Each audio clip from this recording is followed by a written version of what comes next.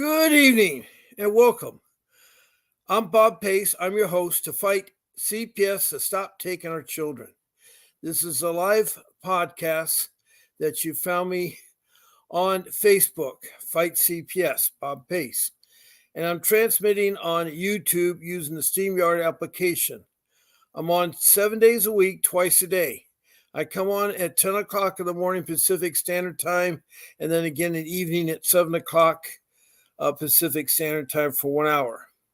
The only exception to that is that on Sunday mornings, I come on 2 hours early so that I can go to church with my family. So I'm on at 8 o'clock on Sunday mornings, 8 o'clock.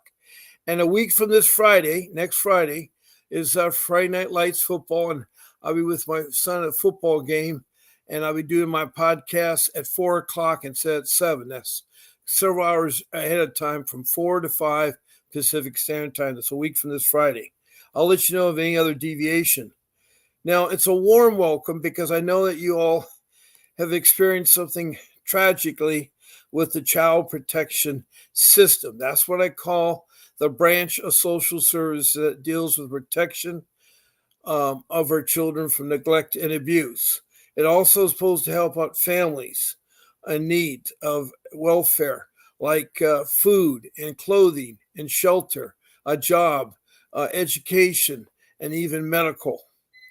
And that's what they're supposed to do, as well as they have to break apart the family. They're supposed to put the family back together through unification. And unification, that's really important because the parents are the best parents biologically to take care of the children. They should be the one raising the children. So I hope your day went well. We had a guest this morning named William from Georgia who talked about an unusual case he had. And he had a child born to him. And unfortunately, the child was put into foster care, and he had to fight for his DNA test to show that he was the father. And of course, the mother is a special needs mother that has a lot of problems. And she was sent back to in prison, and he has a multiple problems. But he says he has an attorney that will fight for him, but she's on vacation at the moment. He has dependency court coming up. But anyway, it was nice that he took the time out to talk to me on that.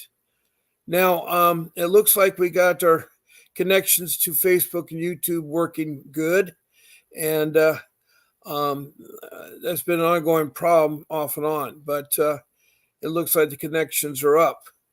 And so with that being said, there's several ways, 4 ways that you can interact with this podcast.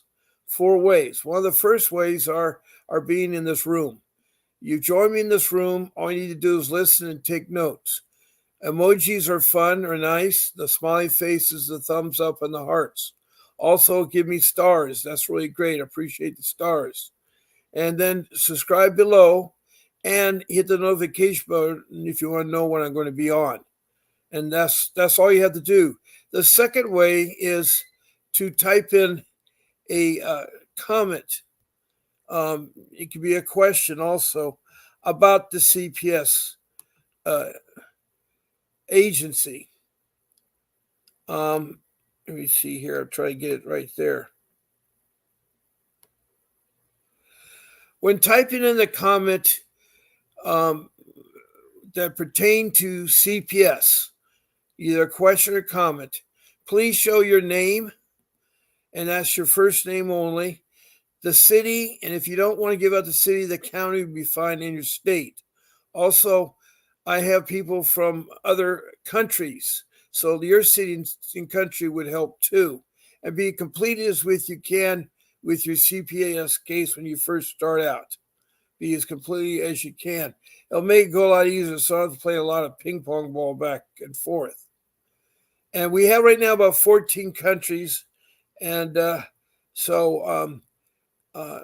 we will welcome everybody that has a CPS case, and whether they're in the need or not, or so forth there. Now, a third way is to be a guest, like the gentleman this morning was on the podcast. To be a guest, all you have to do is email our show producer. Her name is Grace, and she does a lot of hard work behind the scenes, and I want to thank her. Her email is grace@vincentwdavis.com. That's grace@vincentwdavis.com. And just email her with either you want to be on my morning show or evening show, and whether you want to be on Monday through Sunday. And she'll take care of the rest. She'll give you a link to StreamYard. Don't lose it. If you get knocked off, you can reuse it again. And then she'll tell you the do's and don'ts of being a guest. We don't allow food or smoking when we're live, and we don't use the names of children, social workers, or judges. And then she'll talk about other things. Make sure you got good lighting, good sound, and so forth. And the last way you can interact with this podcast is to call in to my phone number. Now, I'm going to put my phone number up on the screen, and it's 626-698-0990. And I'd love to hear from you. I love to hear from you. And you can call in, and I'll put you on speakerphone. Everybody will hear you. Just make sure the background noise is off and your microphone is up. And you can introduce yourself and then tell a little bit about your case, so we can know ahead of time what is going on. So those are the 4 ways: by being in the room, by texting comments, by being a guest, or calling in. Those are the 4 ways there. Now, I usually have several ways I can go with this. I can read from Core's Digest questions and answers about CPS cases that might be similar to you. I can talk about my CPS case. I'm a loving father. I've been married for 32 years, and I have 6 children. 3 are older and 3 are younger. And in my case started in 2010 when they were calling in with false allegations by a layperson who happened to be my in-laws. I didn't know at the time, but my in-laws were doing the false calling and so forth. And after 5 years, they decided to get help from the local police, and the policeman conned me going to a home and opening up. And when they inspected my home, they said it was neglect because I had just recently, my dad had died, my mom was dying. I had sold their home, and I had all their belongings of 55 years. Organized living room to be sent to family and friends.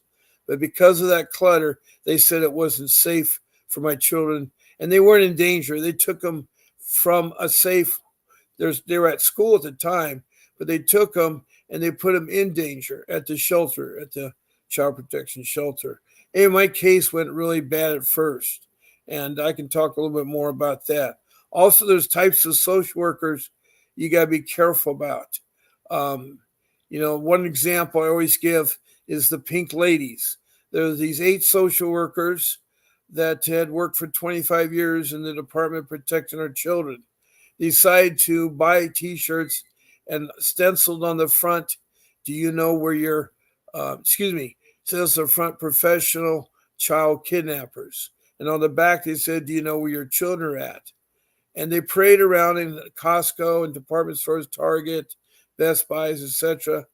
And it really made a bad impression because parents would see that and cringe. Because on the back of the T-shirt, walked by, it said, do you know where your children are at?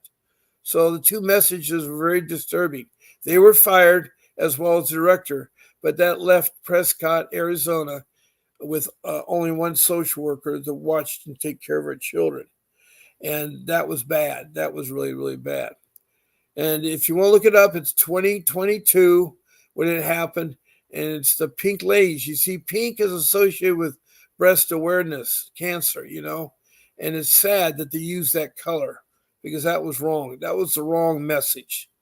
That was totally the wrong message. So that's an example of what a social worker is like.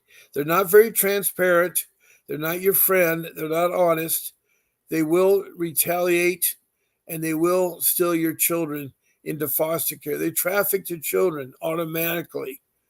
Children are not supposed to be taken in custody unless they're in extreme danger. And my children were not. And I did not know the laws at that time. What I know now, 15 years later, I would never have had my children taken away from me. There's things you can do and things that you can stop your children from being taken and so forth. So I have rules to talk about besides talking about social workers. And then I have topics. I have over 75 tabs open for different topics. 388 motion, the ICWA Act of 1978. Lots of things I can talk about. But I'd like pretty much for you, the people in the room, to express what you'd like to want or have me talk about. Now, there are individuals that do call in from time to time or been in my room. One of them is my friend in Richmond, Kentucky. Her name is Faye, and she's a single mom in her 40s. She's been trying to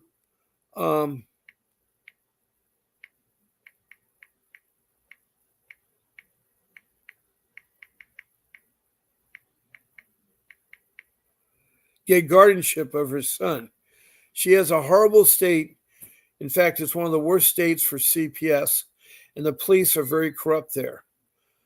Just last week, they had a judge that was shot to death in his chambers by a sheriff who was very upset with the judge having sex with his daughter, who was only 17 at the time, in the chambers. Anyway, that tells you how bad, how corrupt things are. There are children being abused all the time. And Faye is one of them. When she was in child care 5 separate times, she was molested and raped and abused, and she was trafficking as a teenager.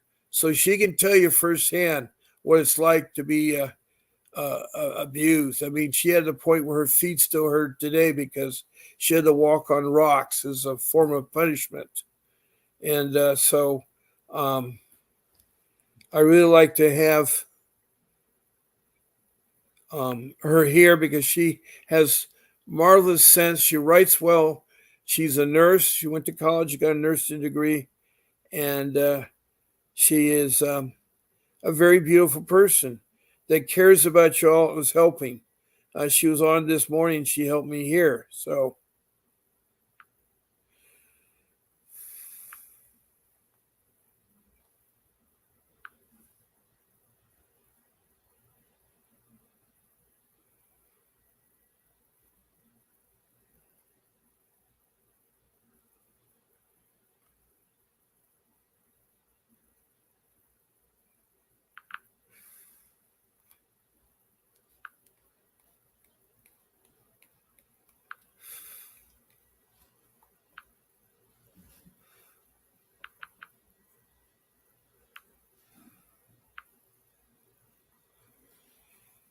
we can go one of several ways. I like pretty much what the room is. There's several in this room. If you could tell me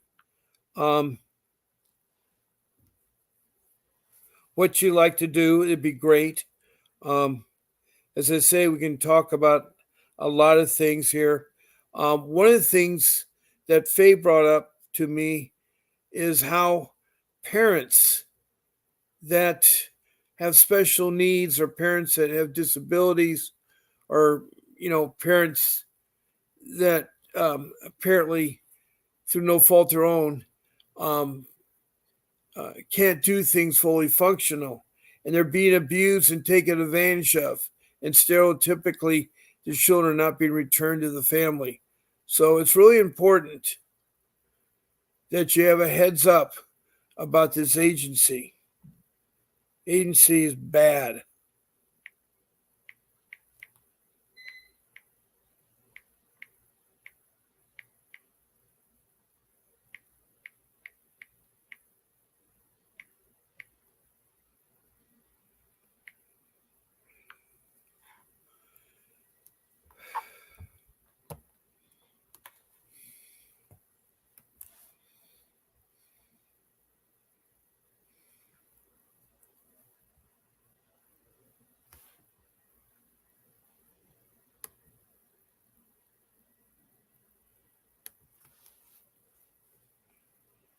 Now, there's another lady that comes to this room. Her name is Natalie. She's from West Hollywood, California. She has 2 children that have been taken from her. One is with her uncle, or her brother, I meant, and they're estranged, so they're not talking. That's where her son's at.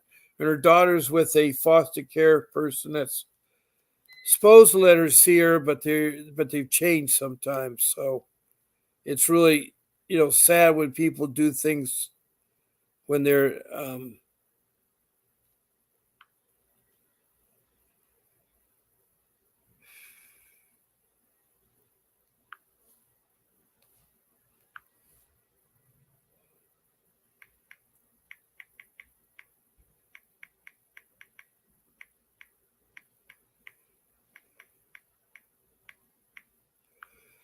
anyway. I'm trying to get a hold of Natalie, and hopefully she'll join us too. Now, there's another person named Danielle, and Danielle has not been on recently for whatever reasons, but she was my co-host, and it was really great to have Danielle, because she would add insight to this podcast. But I always invite her, but I've not seen her, so.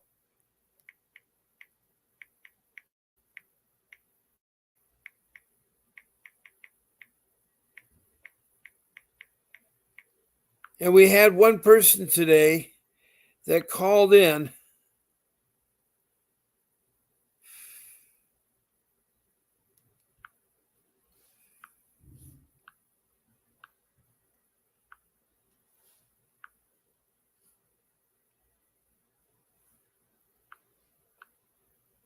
Let me see. It's an 818 number. And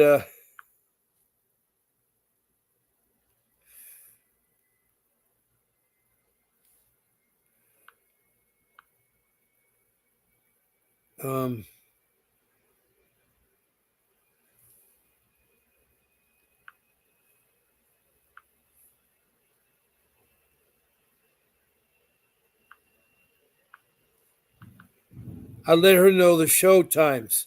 Now, one thing, when you call in, I cannot talk before my show hours or after my show hours. So I only talk during my show time. So if you happen to call me before my show time hours or after, leave a message. I'll send you a text message of the times I'm on the times I'm on.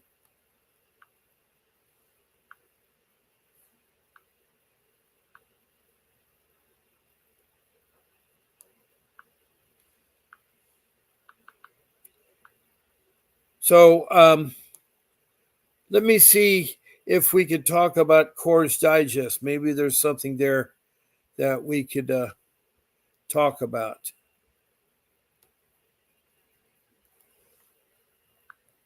Now, Course Digest is a application where they talk about today's issues all over the place. What I've done, though, is that I've narrowed it down to CPS cases. CPS cases.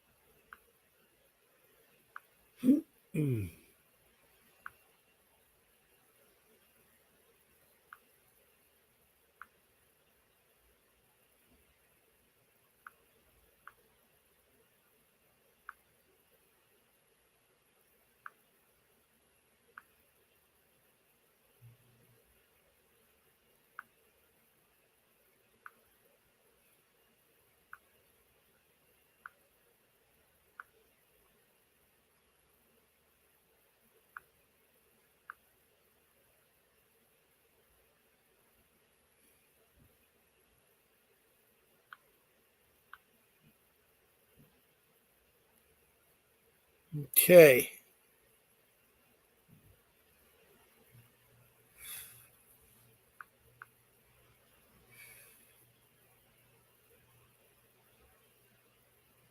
This is a interesting. I have to open it up.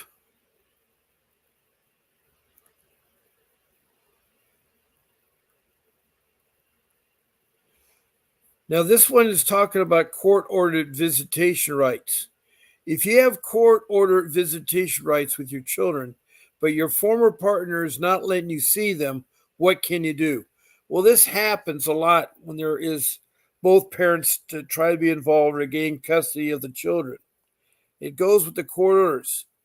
Anyway, the answer to this um, came from a person named Candy, and she said, "Today on Judge Judy, a mother used the statement, 'I let him see the child.' Judge Judy said, 'There's no such thing as you let them see the child. He has just as much right to the child as you do. If you have court ordered visitation rights, I would go back to the court and tell the judge she's not honoring the court's order about visitation.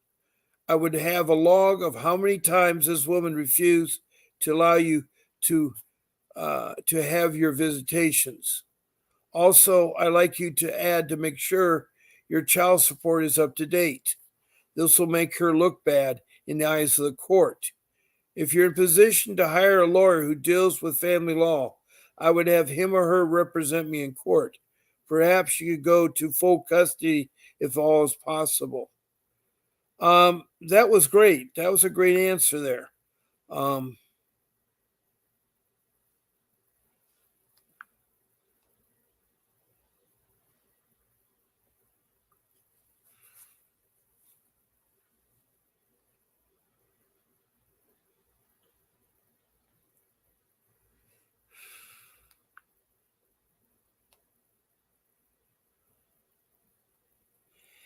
Now here's another one. I'm trying to pull this up here. What steps should be taken if a Child Protection Service (CPS) is investigating a false report? Many years ago, my 16-year-old son and I got into a verbal argument. Afterwards, he left and went to his girlfriend's house, but took out his anger along the way by repeatedly kicking a lamppost. He kicked it so hard that he hurt his back and he stayed home from school. The next day, due to severe muscle spasms. Later that day, CPS knocked on my door.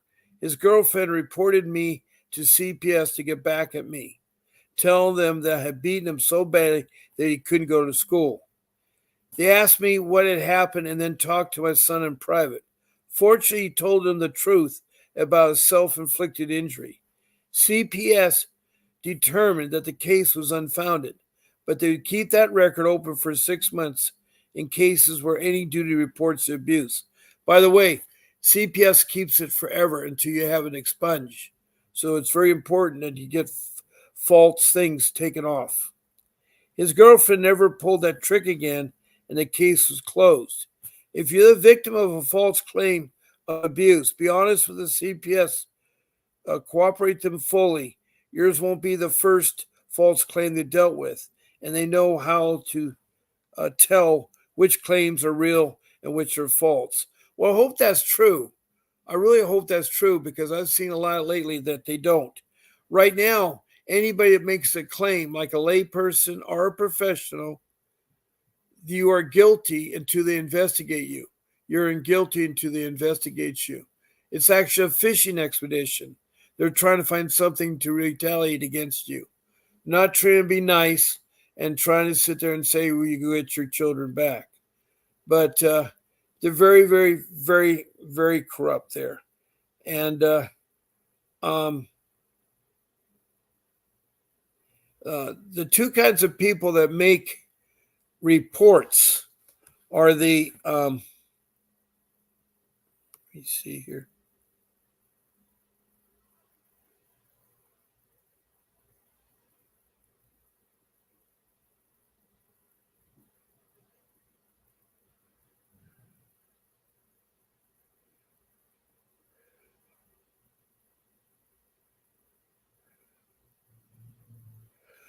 Um, okay. Um,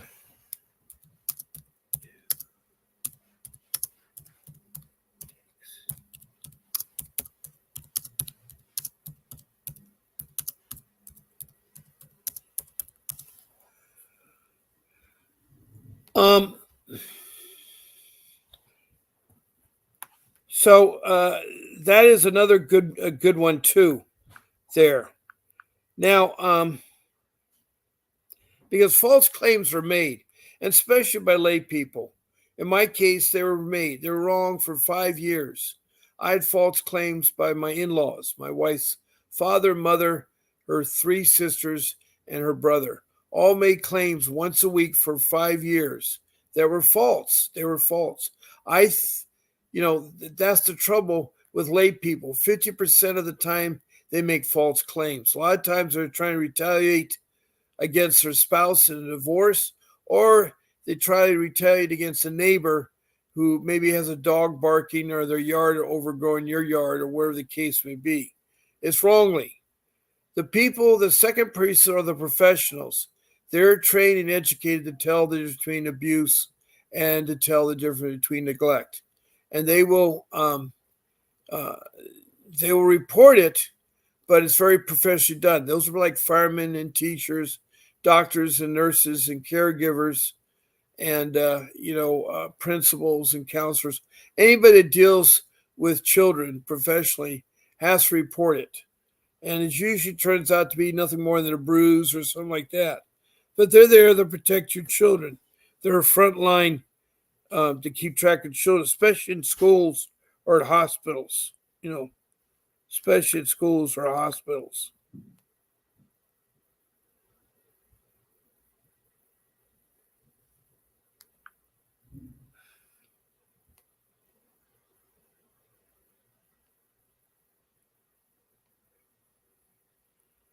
Yeah, here's a good one with Core Digest here. The question was made: if a child suspends their whole life in foster system, is never adopted, where do they go when they turn 18?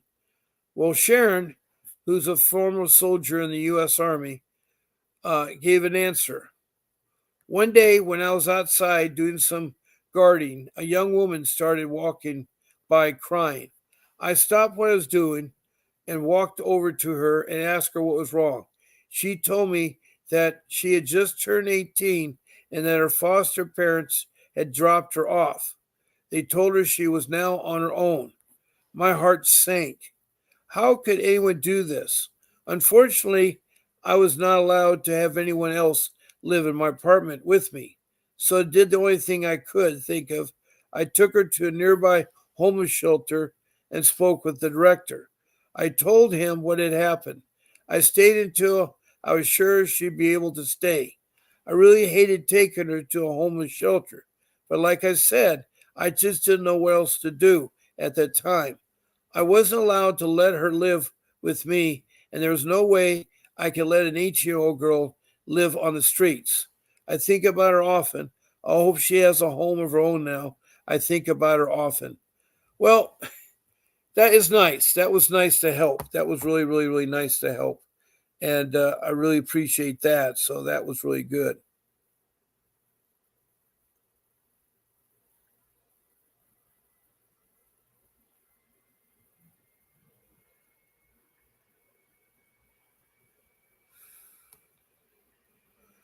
And so, you know, uh, here's the situation. Danielle, who used to be my host here, her son turned 18 while he was in foster care. He's being shipped from Georgia to Texas. And he turned 18 and then he's 19. And his mother, Danielle, was trying to get guardianship because he's a special needs child. He wants to go home to his mother. He's told him that, but he's trapped. And CPS is so corrupt, they're trying to keep him so they get to collect the money. When you turn 18, you better have a place to go.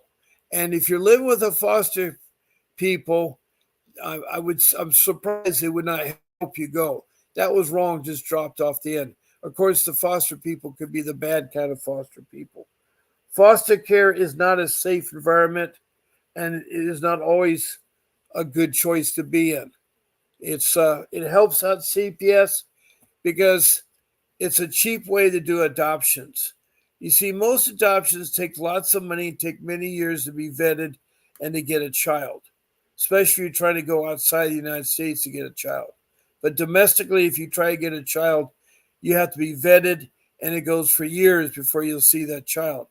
But with the foster care system and CPS gets these foster parents that come to them and they groom them. And in a short period of time, they're called foster care parents, meaning they can have a child stay with their home. The only problem is there's been a lot of bad treatment of foster kids against the kids. So it's sad that it isn't safe for the kids to be in foster care. Now, I've talked to over 500 people, and in all 50 states, including the District of Columbia. And the consensus is that the CPS has been bad. They've been so bad. You just think about those social workers, the pink ladies. They're professional child kidnappers. That's the attitude. That's the attitude that most of them exhibit towards me. So, I am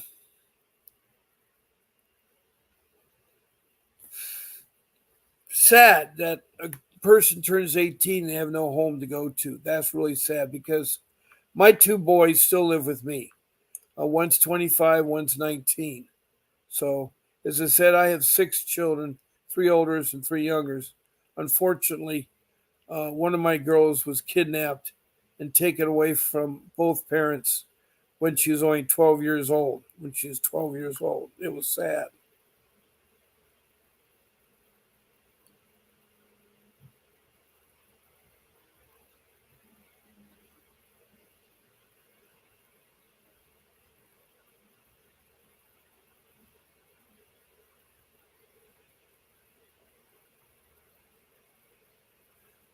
Now, here's another one.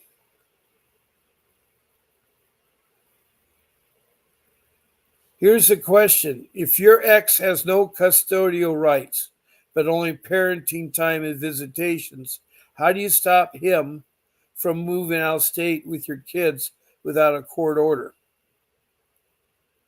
If you are the custodian parent and your ex has visitation, you cannot anticipate what the other person will do here. All right. Okay, we have a caller in tonight, and her name is Natalie. Can you hear me, Natalie? Yeah, I hear you very well. Yes, okay. I've been watching the show. Welcome. I was just talking about another Core Digest story. I'll finish that, and then I'll get back to your questions. Hold on a second.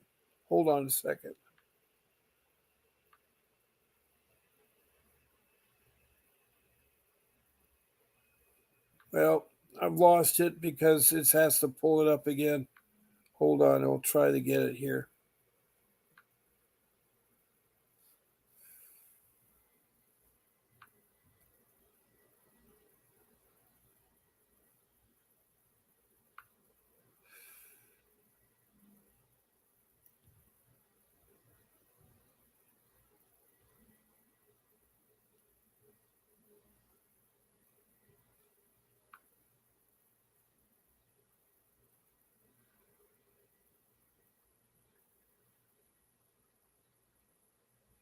Here's another question. What's the most ridiculous thing you ever heard a parent say when fighting for custody in court? My mom's first husband, who was legally my father after he adopted me, chose to go through bankruptcy instead of giving any money to my mom after they split up when I was 18 months old. He was also born without a left arm and wore a prosthetics one, which which was an old arm of 1975, wasn't very good. This person's mom asked that he had someone else in the car when he met me, and the judge agreed, but he refused, which led him to losing joint custody, even visitations.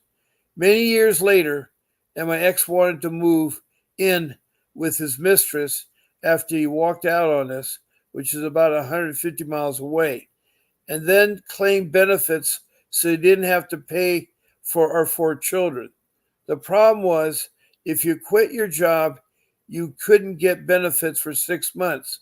So he suddenly developed epilepsy, so he couldn't drive his taxi anymore, which could move him in with her and still claim benefits.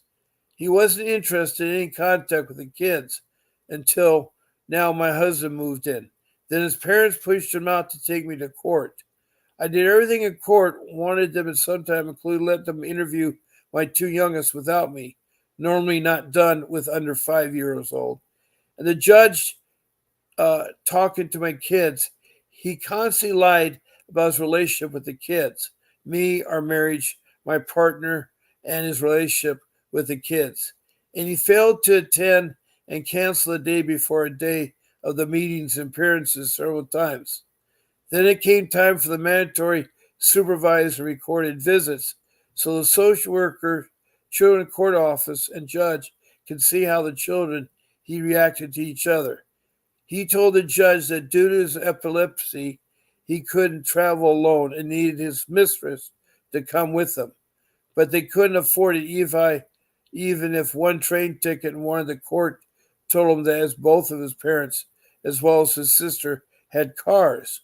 One of them could bring him, but he then claimed none of them could afford the gas.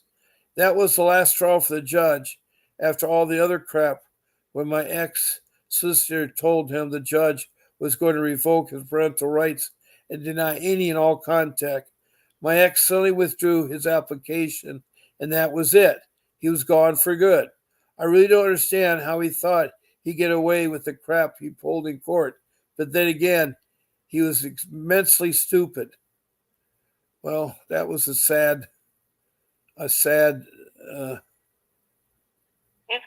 story is basically like she got married to somebody else, but the guy wasn't stable, and because he had epilepsy. He was trying to. Right. He was trying to achieve something in the court to get the kid. Yeah.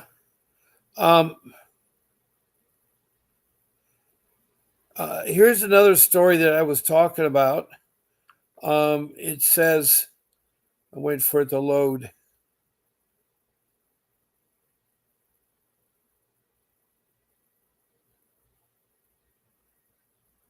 If you have a court order visitation rights with your children, but your former partner is not letting you see them, what can you do? I've already read this one. I'm sorry, that's not the one I'm looking for. My phone only has 19 minutes left. It's not charging. I don't know why, but anyway.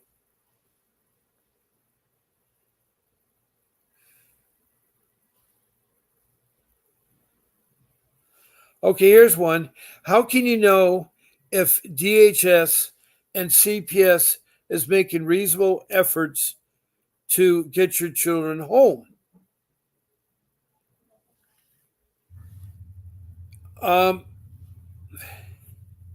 They aren't, I assure you.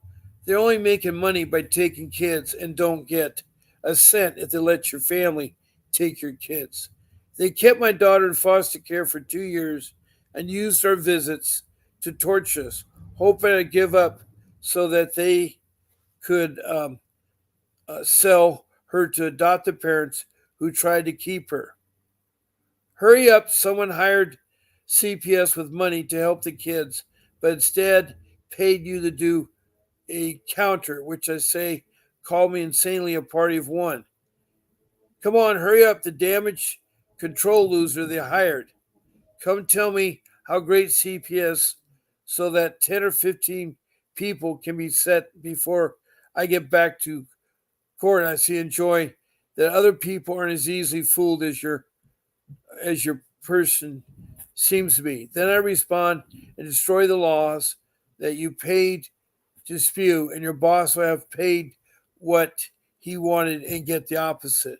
He wants to cover the truth but instead thinks you're more people who know the truth. Well, that didn't really answer about the reasonable efforts. I don't know what happened to my answer there. That is the reasonable effort. You have to look into they use that a lot, but they never explain it in the report. Sometimes they will, and sometimes they won't. It depends, but that's just, I guess, a term they use. But reasonable efforts. One of the reasonable efforts is to have a relative search, but in my case, they didn't do that. Really? And yes, they didn't look hard enough. We had to tell them, oh, we have this relative, and that was my uncle, and finally, yeah. But they didn't look. They didn't. And then when they would go to like another relative's house, or in my case, they just didn't. They didn't do anything. They just was really strange. Well, here's one that I know that is very common here. Let me open this up further. What do you do if someone keeps calling the CPS on you? What you do is you try harder. I found that even when an ex-sister called them on me, they showed up just as myself and two young boys arrived home with 6 grocery bags of food. They even helped to carry the bags in for me, no doubt to peek inside the bags. Then once in, I politely asked them to place the bags on the kitchen table, but to be careful not to hit their heads on the open cabinet doors. They did look into the cabinets, of course. Maybe their way to the front room to be then made their way to the front room to be seated. I spoke to my young boys to hang up their coats and get ready for their baths. Funny part was they did all that I asked of them. They even came into the front room in their underoos carrying their PJs. So you're seeing the full picture here yet. The child protection people saw the groceries, saw the food still in the cabinets. I asked one of them to please put the 3 gallons of milk in the fridge for me, which they was still food in, and they saw my little boys' bodies, no bruises, and they listened to me. I didn't have to raise my voice. They told me the visit was unfounded. The moral of this is don't give them anything to go on. I never did. That was the only visit I ever had. I'm 60 years old and raised 3 boys alone. Give them nothing, try harder. Good luck, get smarting. That was an interesting. Yeah, she wanted to show them that she could do all this, but she should have just tried to avoid them. Yeah. Now, I have another question that came up. What circumstances led you to call CPS on a neighbor? Well, the answer by this person was mine is a weird story. I was actually a CPS caseworker at the time, so I didn't call per se. My neighbor at the time had 3 young children, the oldest being 5, and the oldest came knocking at the front door one day saying that the younger one had gotten hurt. The oldest child was microwaving something for the dinner, and the middle child had pulled it down, spilling it on her face. It was ramen, and the water was still near boiling. Where's your mom? Out. Out where? I don't know. When's she back? I don't know. Come to find out, the mother did this all the time, leaving the kids for hours on end with the 5-year-old babysitter. And I guess your mom would just leave them like that. That's without wrong. Even knowing? Yeah, that is wrong. They should never done that. Should never done that.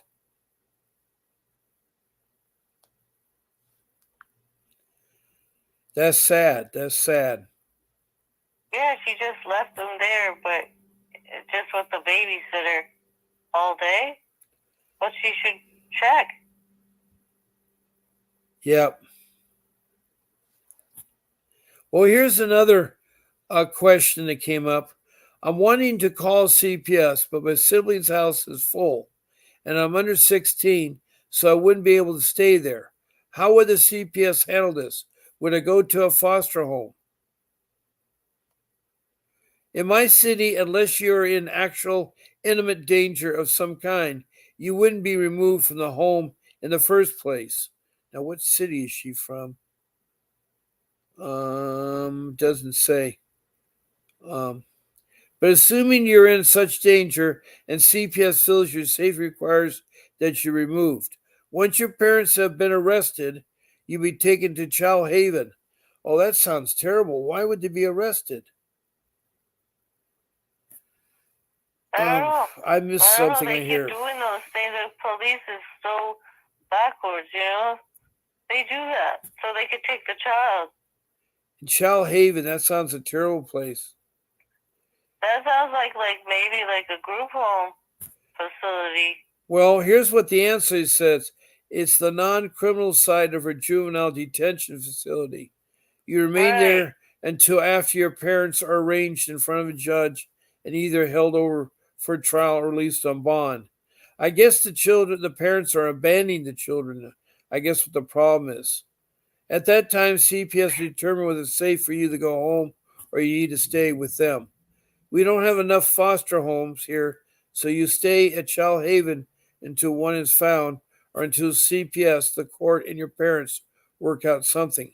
Depending on what you arrange for them to be arrested for, that may not happen for many years. Boy, that's sad. They should not put them in anywhere else. They want to put them in one of those like facilities so they make more money. Yeah, I agree.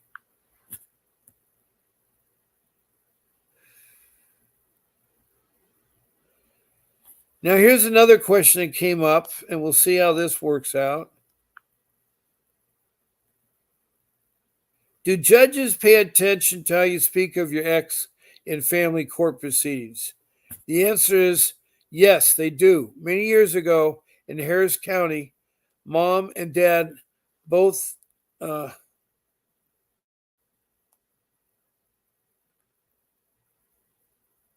slammed the other parent. The judge stopped the hearing. The judge called CPS and had the children removed from both parents. The children went into a foster care. The judge said, since you both testified on oath about how bad the other parent is, I have no choice as mandated.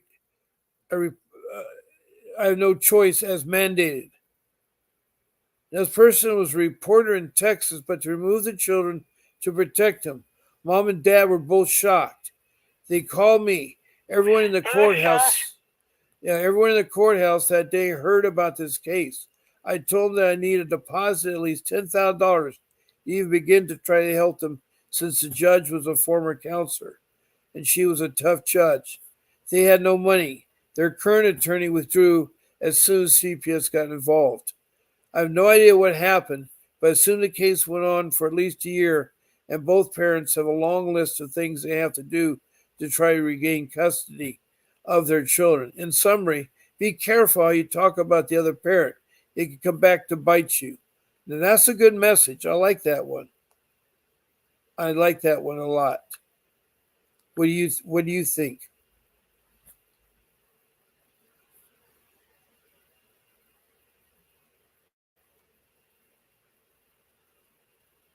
do you think? Of me, I think a lot of these stories have many layers, and some of them.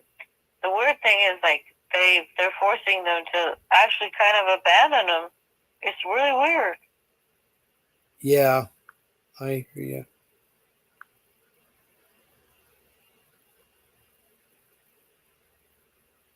You know, I mean, the one story about the babysitter, that kind of got me like a little like,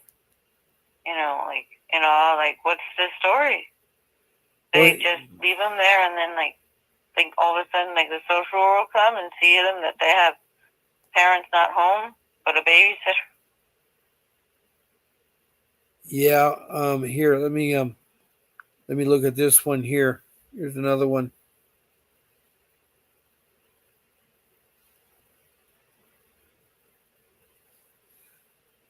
My ex keeps threatening me that she'll go to court if I attend my children's sporting events on her custody weekend. Is this allowed? Well, the answer was, I love when a parent wants to use a child they share with another parent as a wedge.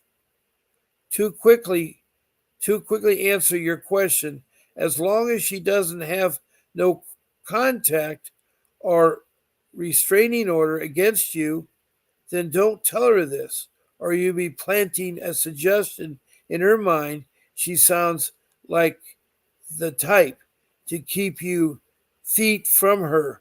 You can show up and support your kids by watching them at the sporting events.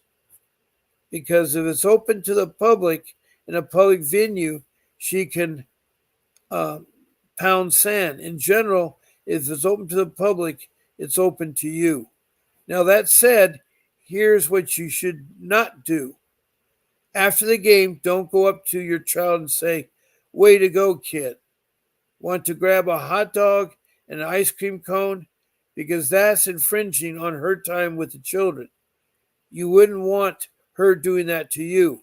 Also, do not invite yourself to their lunch, to the teams after the game celebration dinner, festies, etc.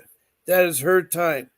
If she's taking your children to an amusement park on her weekend or after said game or to a movie or to McDonald's, don't think, well, these are public places, so we'll go. Yes, there may be true, but that's going to do pushing it. At some point, it crosses the line of being a little too coincidental that you just happen to show up where your children are happen to be again. Don't play that game. You could you would not want her to do that to you. But a sporting event, provided there's no order from the court stating otherwise, go and cheer your kids on from the stands. Maybe after the game, give them a pound on the back or wave at them. Compliment them on playing hard and say, "See you after this weekend," or "Go enjoy your team." And don't give your mom any issues. If a mom has a problem and wants to make a scene out of it, take her aside, try to avoid this in front of the kids, and say, "Listen, you hate me. I get that. But please do not use the children as a wedge and put them in the line of fire between us. I think it's important for both of us show our support for our children at these public sporting events when we can, and encourage you to come to their sporting events on my weekends. It's important to support the kids for their development." Well, that's a good answer. I like that answer. What do you think, Natalie?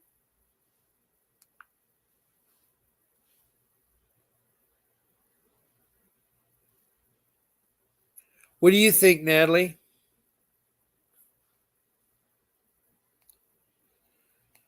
Natalie, can you hear me? Natalie, are you still there? I think I may have lost Natalie. I'm not sure. I'm here. Oh, okay. I asked you. I'm here. Okay, I asked you several questions, and you didn't say anything. Oh, here. What was the question? Well, what do you think about attending sports events of your children? Well, they're fine if you could attend them. I don't know. I know my son, he plays soccer, so he's all the way in Washington. Well, so. they're saying that you can attend the sporting event, but it's not part of your time. Then don't see them after the game. Don't party with them or anything like that. You can wave from afar and show that you're there, but it's a public event, so you're entitled to watch them. I was just encouraging. Now, here's another question. What if a child runs away from CPS and the police? This happens a lot of times now about children running away from CPS and the police. I know of a little boy who was 8 or 9 years old when he was taken away from his mom and dad. Every day, this boy would run away from foster care back to his mom and dad's house. The police would have to come and pick him up and take him back to his foster home. This went on for a while until CPS figured they would take him to another foster home out of town. It didn't stop the little boy. First chance he got, he'd run away and make his way back to his mom and dad. The police would pick him up and take him back to foster care. The CPS then had the foster parents take the boy's shoes and coat. It was winter, so they figured this would stop the little boy from leaving. They were wrong. The little boy walked with no shoes or coat 2 towns away to get back to mom and dad. The police finally told CPS that the child obviously wants to be home and would no longer pick him up as he was putting himself in danger or running away. The child stayed with the parents. However, his sister and brother were eventually adopted out, for they didn't run back to mom and dad like he did. So I guess part of the family, wow, that's sad. It's sad he had those shoes and then that's abuse. Yeah, that's really sad because the middle of family's broken cold apart. winter. The family's broken That's apart. horrible. That is horrible. It is horrible. The kids are separated like mine. Yep, I hear you about that. Yeah, I know.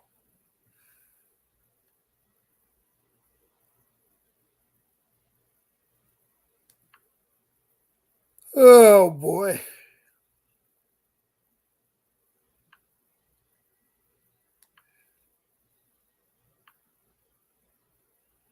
Okay, let's see what else I got.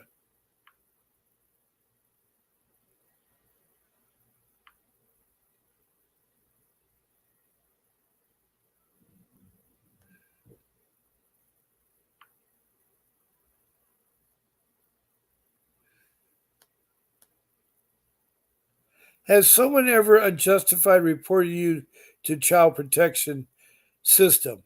What was the outcome? Well, the answer came from Sherry out of Ohio. Yes, 2 months after I had given birth to my second child, I been having a kind of crazy physical symptoms. I have bipolar disorder and faithfully take my meds. However, when having all these physical symptoms, my primary care doctor was concerned that I might have neuroleptic malignant syndrome, NMS, a condition caused by different psych meds reacting with each other. This condition is potentially fatal and has many symptoms pointing towards the diagnostic. So my primary care doctor took me off all my medication temporarily until we could figure out what exactly was going on. A couple of days later, I had a regular visit with my psychiatrist at the time and let her know what was going on, and then my doctor had again temporarily stopped in my psych medicine and told her why. Everything seemed okay at the visit, and she said to follow up with her in a week. Later that day, she called me and said she had to report me to CPS because I had bipolar, was off my meds, and had a 3-year-old and a newborn. I was infuriated and terrified as this was just before Christmas. I was afraid I was going to lose my babies at Christmas time or was something out of my control. The next 2 weeks were agonizing. The social worker made her visit a few days after Christmas, by which time my primary doctor had concluded I was safe to go back my meds, in which I had done so immediately under the supervision of my psychiatrist, who reported me when the social worker visited, she couldn't even understand why they had been called, as I was doing as I had been instructed. Needless to say, the case was quickly closed. However, it's now forever my record, and I had a CPS case. And when my friend needed someone else to care for her infant son last year during an ongoing custody situation, I was denied as a caregiver because of my case. And the social worker asked her on her because case. she has a record down from them. I know. You don't. Right, I know that. and asked her case, even admitted my case was the most bogus one she had ever seen. My record is now forever tarnished by a ridiculous case. Well, my advice is you need to clean your record. If you're involved with it, you have to it. Now, my time is up. I've gone 1 hour, and that went fast.